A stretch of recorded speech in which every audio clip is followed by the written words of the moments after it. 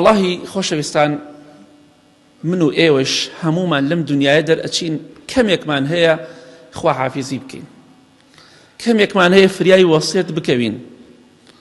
بۆیە پێغەمبەری خوا صلی الله عليه وسلم جبرائیل هات بۆ لای عليه الصلاة والسلام فەرمی وەحبب من شئت فإنك مفارق، کێت خۆشەوێ خۆشت بوێ، بەڵام دڵنیا بە لێی جا دەبیتەوە، دەمریت و لێی جا دەبیتەوە.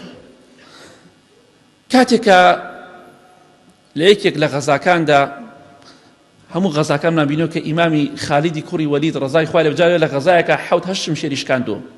ئەوەندە پیاوێکی بەهێز بوو، خالیدی کوڕی وەلید ڕەزا و ڕەحمەتی خوای لێ بێ. پیاوێکی ئاوا پاڵەوان، بەڵام مردن هات هەموو کەسێک دەگرێتەوە. هەواڵ هات بۆ ئیمامی عومەری کوڕی خەتاب خەلیفە بۆ ڕەزا و ڕەحمەتی خوای لێ بێ. وتیان خالیدی کوڕی وەلید وەفاتی کرد. جا سبحان الله، لەگەڵ ئەوەدا دەیفەرموو من وەکو کەسێکی ترسنۆک مردم، چونکە نەکوژرام. هەموو گیانیشی سبحان الله شوێر شمشێر و ڕم بوو، تیر بوو. ئەو بەخۆی دەڵێ ترسنۆک، لە کاتێکە خزمەتێکی زۆر گەوری ئەم ئیسلامی کرد، ڕەزا و ڕەحمەتی خوای لێ بێ. خەبەر هات بۆ ئیمامی عومەری کوڕی خەتاب ڕەزا و ڕەحمەتی خوای لێ بێ، خالیدی کوڕی وەلید شمشێری خوا وەفاتی کرد، چونکە شمشێری خوایە نابێ بکوژرێ، ئەبێ بمرێت.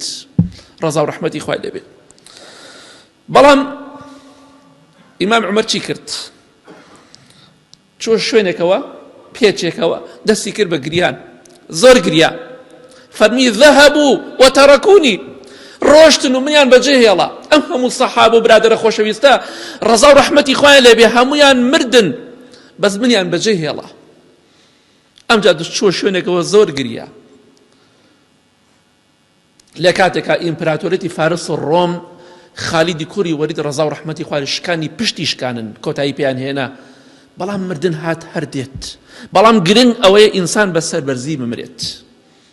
بەڵێ ئیمامی عومەر ڕەزا و ڕەحمەتی خوای لێ بێ هەرچەندێ بەهێز بوو، هەرچەندێ بە قووەت بوو، بەڵام مردنی ئازیزێکی وەکو خالیدی کوڕی وەلید ڕەزا و ڕەحمەتی خوای لێ بێ بێهێزی کرد.